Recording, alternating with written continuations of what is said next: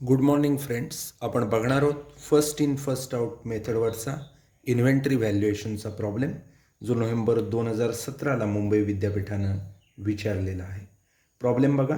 From the following information prepare store ledger and find out value of closing stock as per FIFO method. जानेवारी 2017च्या dates आहेत. 1 जानेवारीला balance आहे 500 युनिटचा 40 rupees प्रमाण. 2 जानेवारीला सेल्स आहे 300 युनिटचा 46.5. 6 जानेवारीला परचेस आहे 800 युनिटचा 44 प्रमाण. 8 जानेवारीला सेल्स आहे 400 युनिटचा 47.6 प्रमाण. 12 जानेवारीला सेल्स आहे 300 युनिटचा 48.8 प्रमाण. 14 जानेवारीला परचेसेस आहेत 400 युनिटचे 50 रुपयाप्रमाण. त्याच्यानंतर 26 जानेवारीला सेल्स आहेत 600 युनिटचे 52.2 प्रमाण. शॉर्टेज 15 युनिटचा आलेला आहे 31 जानेवारीला, ज्याचा इफेक्ट आपल्याला द्यायचा आहे. तुम्हाला माहिती आहे सगळ्यांना, सेलच्या कॉलममध्ये आपण देतो. सेलची पण पर युनिट प्राईस दिली आहे, पण तुम्हाला माहीत आहे ती आपण वापरत नाही. जी परचेसची आलेली असते, थोडक्यात बॅलन्समध्ये जी असते, तीच आपण सेलमध्ये घेत असतो. आपण प्रॉब्लेम सॉल्व करायला सुरुवात करूयात. पहिली तारीख आहे 2017 जानेवारी 1.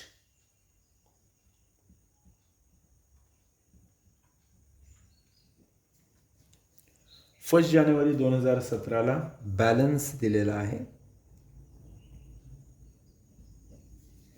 बॅलन्स जर बघितला तर किती आहे बघा.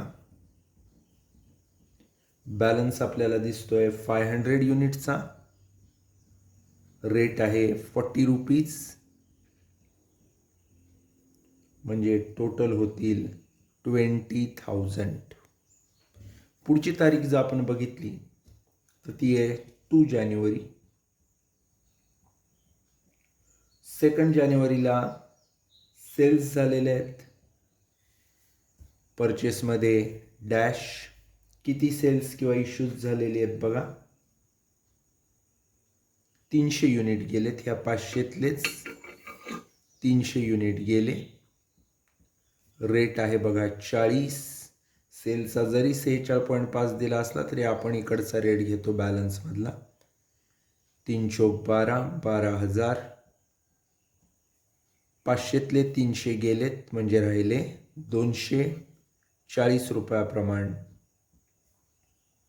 8,000. पुढची तारीख आहे 6 जानेवारी 6. 6 जानेवारीला जर आपण बघितलं तर परचेसेस आहेत किती युनिट्स आहेत 800. रेट जर बघितला तर तो 44 आहे. आपण टोटल केली म्हणजे गुणाकार केला 800 गुणिले 44, तर आपल्याला उत्तर मिळेल 35,200. याच्यानंतर आता आपल्याला डायरेक्ट बॅलन्स कॉलमला जावं लागेल. सुरुवातीचे 200 युनिट आहेत 40 रुपयाप्रमाण 8,000. त्याच्यानंतर हे 800 युनिट आलेले आहेत 44 रुपयाप्रमाण 35,200. त्याच्यानंतरची पुढची तारीख बघायची. 6 नंतर तारीख आहे 8 जानेवारी 8. 8 जानेवारीला जर तुम्ही बघितलं तर सेल्स आहे 400 युनिटचा इश्यूजमध्ये. पण हा 400 तुम्हाला डायरेक्ट लिहिता येणार नाही, तरी एक 200 घ्यावे लागतील आणि 800तले 200 घ्यावे लागतील. सो FIFO मेथड आहे. पहिले 200 घेतले 40 रुपयाप्रमाण 8,000.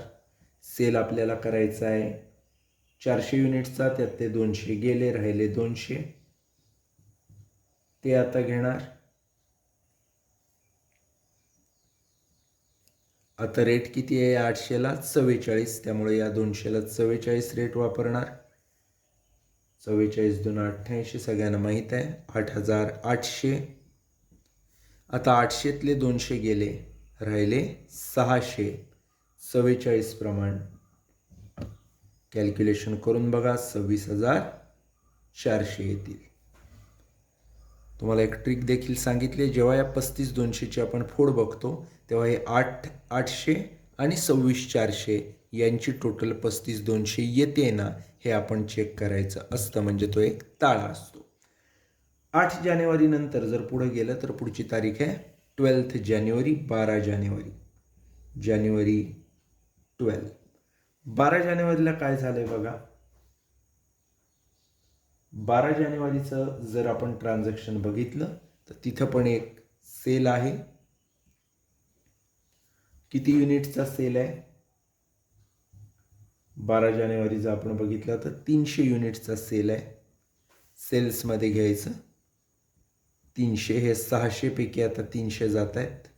44 प्रमाण 13,200 येतील. 600तले 300 गेले, राहिले 300. पुन्हा 44 प्रमाण 13,200 शिल्लक राहतील. 13,200 यांची टोटल जर तुम्ही केली तर ती येईल 26,400. करेक्ट. याच्यानंतर पुढं जर आपण बघितलं तर एक गोष्ट आपल्या लक्षात येईल की पुढची जी तारीख आहे 14 तारीख, या 14 तारखेला जर आपण बघितलं तर काय दिलेलं आहे बघा. 14 तारखेला आपल्याला दिलेला आहे तो सेल आहे की परचेस आहे. चेक करा, परचेस आहे बरोबर. हा जो परचेस आहे तो 400 युनिटचा आहे 50 रुपयाप्रमाणे. त्यामुळं जानेवारी 14 परचेसेस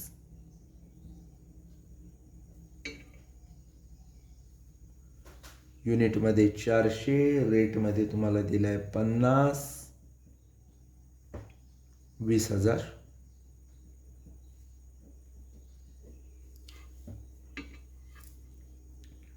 तीनशे 44 प्रमाण 13,200.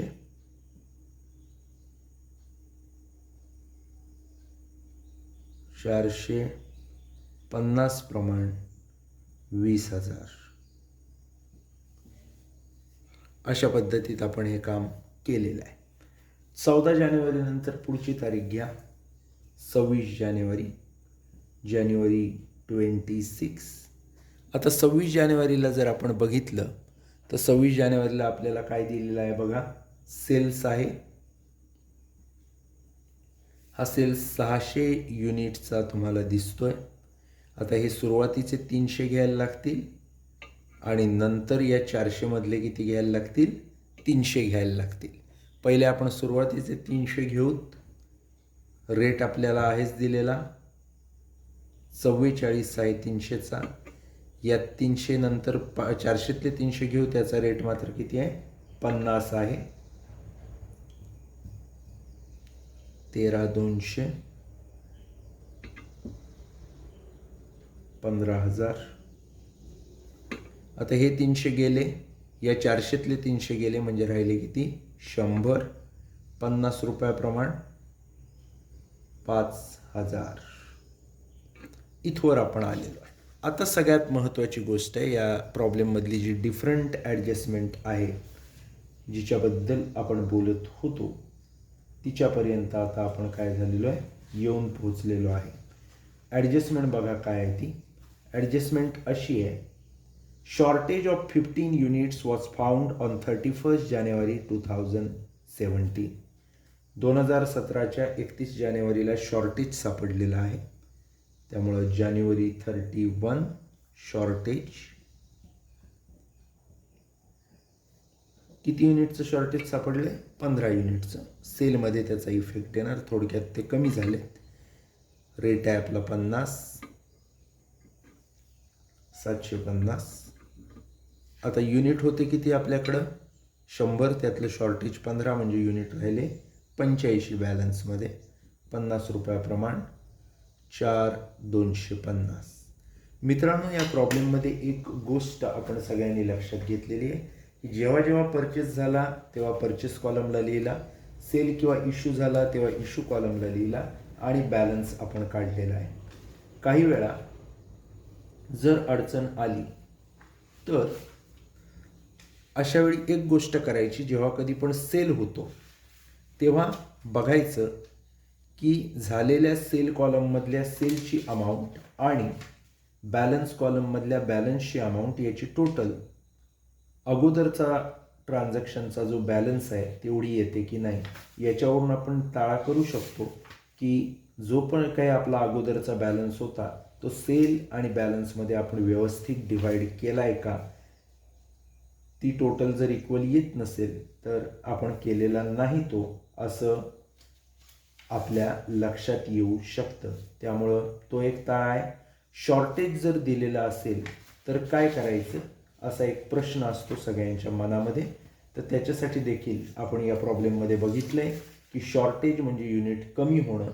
त्यामुळे त्याचा इफेक्ट आपण सेल कॉलमला दिला आणि अगोदरचा जो बॅलन्स असतो त्याच्यातून जेवढ्या युनिटचं शॉर्टेज आपल्याला दिलेलं होतं तेवढे युनिट आपण काय केलेले आहेत, मायनस केलेले आहेत. तर अशा पद्धतीनं आपण FIFO method, first in first out method यानं कॉस्ट अकाउंटिंगमध्ये अशा प्रकारचे प्रॉब्लेम काय करू शकतो, सॉल्व करू शकतो. याच्यानंतर आपण जो एक प्रॉब्लेम बघणार आहोत तो प्रॉब्लेम असणार आहे दुसरी मेथड, अर्थातच वेटेज ॲव्हरेज कॉस्ट मेथडचा. ज्यावेळी आपण वेटेज ॲव्हरेज कॉस्ट मेथड असं म्हणतो त्यावेळी त्या मेथडनं प्रॉब्लेम सोडवत असताना ज्यावेळी आपल्याकडं परचेस होतो त्यावेळी आपल्याला काय करावं लागतं, वर्किंग नोट करावी लागते. कारण परचेस झाला की जे काही युनिट्स आपल्या ऑर्गनायझेशनमध्ये येतात ते युनिट आणि अगोदरच्या बॅलन्समधले युनिट यांची आपल्याला सांगड घालणं गरजेचं असतं. त्यासाठी टोटल युनिट कॉलमची आणि अमाऊंट कॉलमची आपण करतो आणि अमाऊंट कॉलमची जी काही टोटल येईल त्याला युनिट कॉलमच्या टोटलनं आपण डिव्हाइड करतो. त्याच्यामुळे जे आपल्याला मिळते त्यालाच आपण वेटेज ॲव्हरेज कॉस्ट असं म्हणत असतो.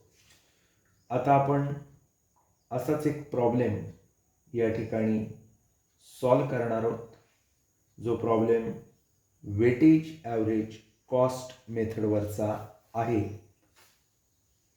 कशा पद्धतीत तो सॉल्व करायचा ते आता आपण बघूया. मित्रांनो, प्रॉब्लेम बघा. From the following particulars in respect of a certain material during 2001 you are required to draw up the store ledger account under weightage average method. April 1st,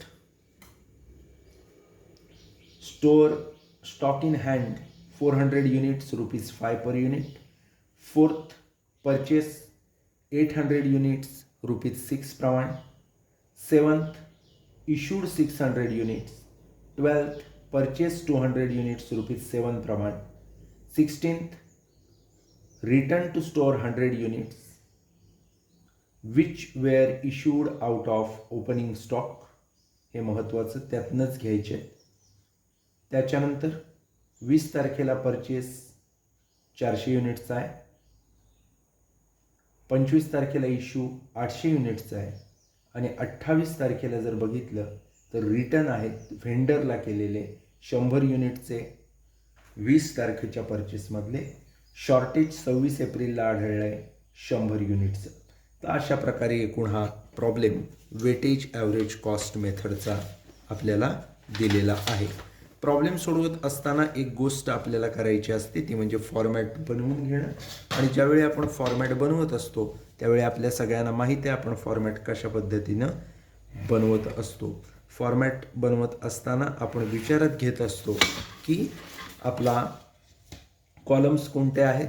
तर आपण बघत असाल माझ्या व्हिडिओमध्ये पहिला डेट कॉलम आहे, दुसरा पर्टिक्युलर्स आहेत, त्याच्यानंतर रिसीट आहेत, त्याच्यामध्ये 3 कॉलम आहेत, युनिट रेट अमाऊंट, पुन्हा इश्यूज आहेत, त्याच्यात देखील तुम्हाला युनिट रेट आणि अमाऊंट दिसतील, आणि शेवटचा जो कॉलम आहे बॅलन्स, त्याच्यामध्ये पण तुम्हाला युनिट्स रेट आणि अमाऊंट दिसतील.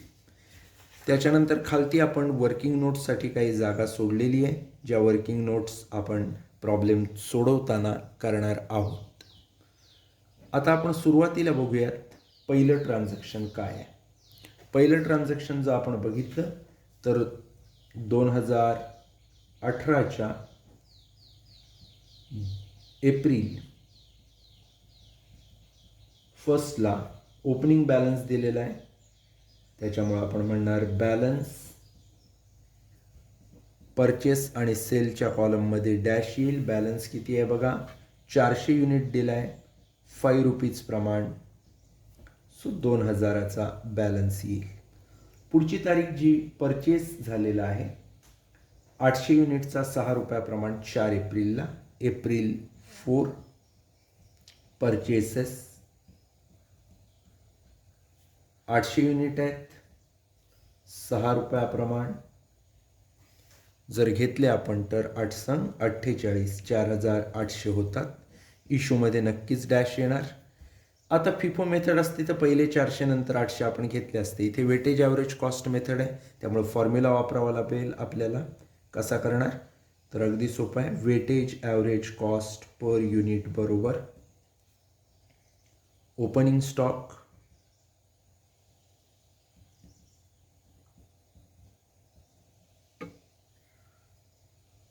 रुपीज अधिक परचेसेस रुपीज छेदात ओपनिंग स्टॉक युनिट्स अधिक परचेसेस युनिट्स.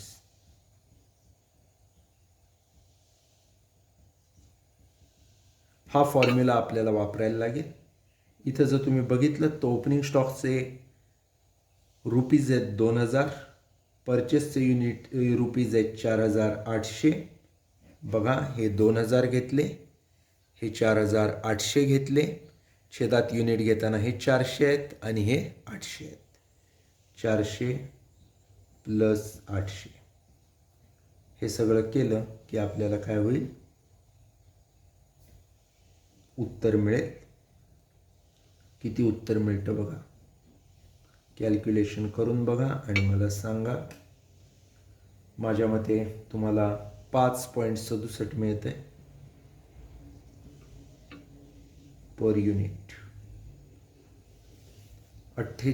याची टोटल आली किती बघा आता, 5.67 प्रमाण घेताना 6800 अमाऊंटची टोटल आहे, आणि युनिटची टोटल जर बघितलीत तर 400 आणि 800 1200 आहे. पुढची तारीख जर आपण बघितली तर 7 तारखेला इश्यू आहे 600 युनिटचं, एप्रिल 7 इश्यू किंवा सेल जे काय आपण म्हणणार ते, डॅश डॅश डॅश. इश्यूमध्ये बघाल तर 600 युनिट, 1200तले 600 गेलेत 5.67 प्रमाण, 600 गुणिले 5.67 3400 येतील, आणि इथं पण 3400 राहतील. 1200तले 600 गेले म्हणजे 600 राहिले, 5.67 प्रमाण 3400. एक लक्षात घ्या, एक्झॅक्ट 3400 येणार नाही, 3401 2 असं काहीतरी फिगर्स येतील, पण घेताना मात्र आपण 3400च घ्यायचं आहे, कारण 6800 इक्वली आपण 600 600 1200 वाटतोय, त्यामुळे 3400 3400 आले पाहिजेत. हे एक गणित तुम्ही पक्क लक्षात ठेवायचं की काही झालं तरी ही जे वाटलेले आहेत 3400 अधिक 3400 याची टोटल 6800 आलीच पाहिजे, तरच तुमचा प्रॉब्लेम टॅली होतो. एप्रिल 7 नंतर पुढची तारीख आहे एप्रिल 12. 12 एप्रिलला जर आपण बघितलं तर काय झालं आहे बघा, 12 एप्रिलला परचेस आहे 200 युनिटचा. हा 200 युनिटचा जो परचेस झाला आहे तो 7 रुपयाप्रमाणे आहे. 7×2 जर आपण बघितलं तर 1400 रुपये होता. परचेस झाला की आपल्याला वेटेज ॲव्हरेज कॉस्ट काढावी लागते. दुसरी, पहिली जी आपण कॅल्क्युलेशन केली होती ती एप्रिल 4ची होती. दुसरी करतोय आता आपण एप्रिल 12ची. Weightage average cost per unit बरोबर फॉर्म्युलावरती आहे तोच वापरणार. 3400 ओपनिंग बॅलन्स दिसतोय बघा. 1400 इथला परचेसेसचा बॅलन्स आहे. छेदात युनिट घेताना ओपनिंगचे दिसत आहेत 600 आणि आत्ताच्या परचेसचे जर बघितलेत तर आहेत 200. कॅल्क्युलेशन केलं तर आपल्या लक्षात येईल की 3400 आणि 1400 याची टोटल जी काय येते 4800, त्याला 6ने 2 800 भागलं तर एक्झॅक्ट 6 असं आपलं उत्तर येईल. ₹6 पर युनिट. 6 आपलं उत्तर आले. युनिट बघा 600 आणि 200 800. अमाऊंट बघा 3400 आणि 1400 4800. याच्यानंतरची जी गोष्ट आहे ती म्हणजे एप्रिल 12 नंतरची पुढची तारीख एप्रिल 16. रिटर्न टू स्टोअर आहे. APR 16. Returns to store.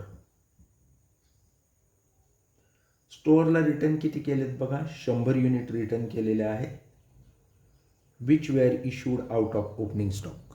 इथं इश्यू झालं होतं ओपनिंग स्टॉकमधनं हे 600 युनिट्सचं इश्यू जे आहे त्याच्यापैकी असावं. तर त्यातले आता रिटर्न किती केलेले आहेत, तर त्यातले रिटर्न केलेले आहेत 100 युनिट. आता सगळ्यात महत्त्वाची गोष्ट म्हणजे क्लेरिकट दिलेलं आहे की इश्यू हे ओपनिंग स्टॉकमधनं आहे. त्यामुळं इथं प्राईस घेताना 6 तारखेला जी प्राईस होती आपण दिलेली ती घेणार नाही, कारण ते एकच इश्यू आहे म्हणून ती घ्यावी असं वाटलं तरी ते डायरेक्टली ओपनिंग स्टॉकमधलं म्हटल्यावर ओपनिंग स्टॉकची जी प्राईस आहे पर युनिट ₹5 ती आपण घेणार. परचेसच्या कॉलममध्ये 500 आले. आता बघा 800तले 100 गेलेत.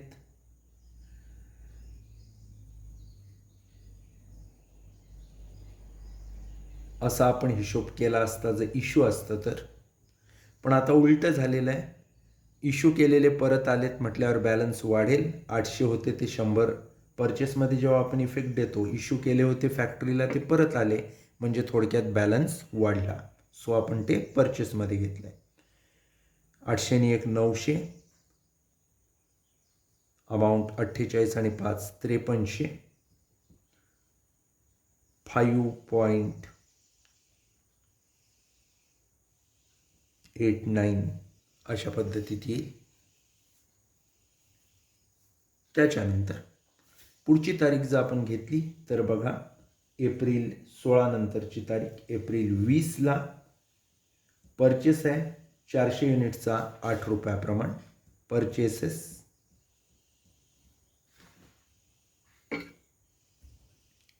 400 युनिटचा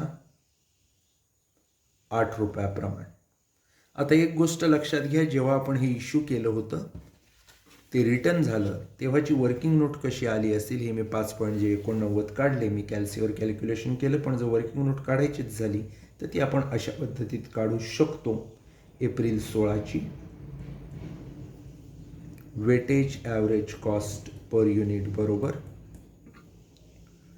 ओपनिंग बॅलन्स आहे 4800 प्लस रिटर्नचा आहे 500. छेदात इकडं आहेत 800 युनिट प्लस रिटर्न झालेले युनिट आहेत 100. याचं जर उत्तर काढलं तर तुम्हाला ₹5.89 पर युनिट सापडेल. ओके. याच्यानंतरची जी पुढची तारीख आपल्याला बघायची ती म्हणजे एप्रिल 20, ज्या दिवशी आपण परचेस केलेला आहे. कितीचा परचेस केलेला आहे, तर 400 युनिट्सचा परचेस आपण केला आहे 8 रुपयाप्रमाण. सो 3200 आपलं उत्तर येईल. आणि वर्किंग नोट करताना ओपनिंग दिसत आहेत तुम्हाला 5300 प्लस 4000 आत्ताचे आपले आलेले 3200 छेदात इकडचे आहेत 900 आणि आत्ताचे आलेले 400. याचं जर कॅल्क्युलेशन केलं तर तुम्हाला उत्तर सापडेल पर युनिटचं 6.54.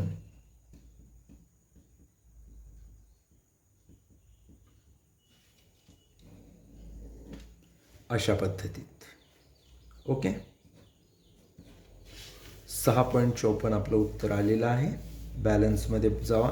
9 4 1300 युनिट, अमाऊंट 5300 आणि 3200 जर आपण घेतली तर ती येईल 8500. आणि याचा जर भागाकार झाला असेल तर आपलं उत्तर जे आलं आहे ते खरं आहे 6.54.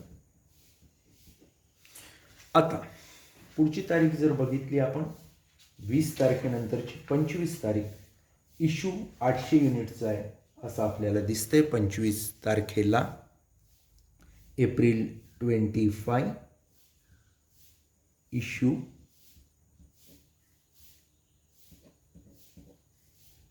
800 युनिटचं. रेट पर युनिट आपला जो आहे तोच घेणार 6.54. 800 गुणिले 6.54 आपल्याला उत्तर सापडेल. याला बरोबर कॅल्क्युलेशन केलं तर 1300तले 800 गेले म्हणजे 500 राहतात. आता 6.54 गुणिले 800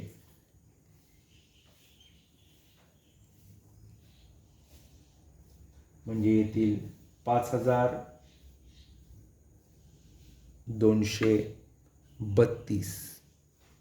आणि 500 गुणिले 6.54 जर आपण बघितलं तर क्लिअर कट फिगर किती येईल बघा. 8500 आपण वाटतोय.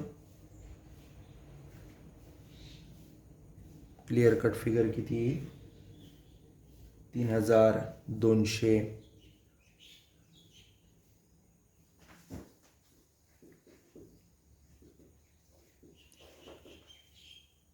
66 अशा पद्धतीचा आकडा तुम्हाला दिसेल.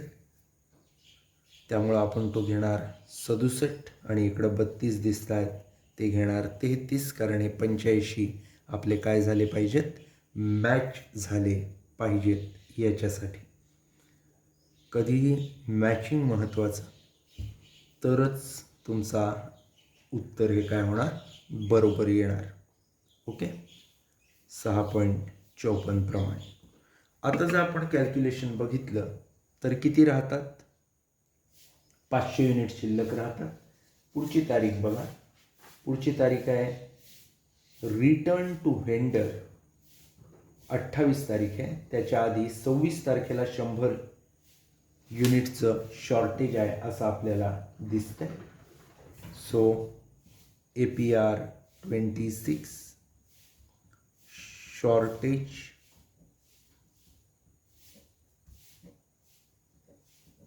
सेलमध्ये आपण त्याचा किंवा इश्यूमध्ये इफेक्ट देतो. 100 युनिट 6.54 प्रमाण 654. 400 युनिट राहिले 6.54 प्रमाण. सो किती राहतात बघा, 2613. त्याच्यानंतर शेवटची जर आपण ट्रान्झॅक्शन बघितलं तर शेवटचं ट्रान्झॅक्शन आहे रिटर्न टू व्हेंडर 100 युनिट 20 तारखेच्या परचेसमधले APR 28. आता सगळ्यात महत्त्वाचं काय तर मगाशी जो आपण रिटर्न केला तो रिटर्न टू स्टोअर होता आणि आता जो रिटर्न करतोय तो आहे return to vendor. Return to store आपण कुठे घेतला होता, 16 एप्रिलचा परचेस कॉलमला, कारण तो आपण केलेल्या इश्यूतनं आपल्याकडे रिटर्न आला होता. पण रिटर्न टू व्हेंडर आहे ते मात्र आपल्याला कुठं घ्यायला लागेल, इश्यू कॉलमला, कारण ते डायरेक्टली आपण कोणाला देतोय, व्हेंडरला देतोय, आपल्याकडून चाललंय. Return to vendor dash dash dash 100 unit आपण 20 तारखेमधून करतोय. 20 तारखेचा परचेस जर बघितला तर ते 8 रुपयाप्रमाणे आहे. त्यामुळं रिटर्न होताना पण 8 रुपयाप्रमाणे होतील. 800. 400तनं 100 गेले, 300 राहिले. 6.54 प्रमाण. रेट आता येणार नाही कारण रेटही आता बदलेल. कारण 2613मधनं 800 गेलेत, त्यामुळं आता राहिलेत किती? 1813 1813 रुपये राहिलेले आहेत. त्यामुळं आता रेट होईल आपला 6.04 किंवा 5 ॲज यू विश. त्या पद्धतीत रेट तुम्ही घ्याल. तर अशा पद्धतीनं हा आपण वेटेज ॲव्हरेज कॉस्ट मेथडचा प्रॉब्लेम सोडवलेला आहे. एक गोष्ट लक्षात घ्या, याच्यामध्ये आपण रिटर्न टू व्हेंडर आणि रिटर्न टू स्टोअर या दोन्ही गोष्टी बघितल्यात. रिटर्न टू स्टोअर परचेस कॉलमला येतं, रिटर्न टू व्हेंडर इश्यू कॉलमला येतं. त्याचप्रमाणे शॉर्टेजचा इफेक्ट कसा द्यायचा इश्यूज किंवा सेल कॉलममध्ये ते देखील इथं आपण वेटेज ॲव्हरेज मेथडनी बघितलेलं आहे. या ठिकाणी आपण थांबूयात. धन्यवाद.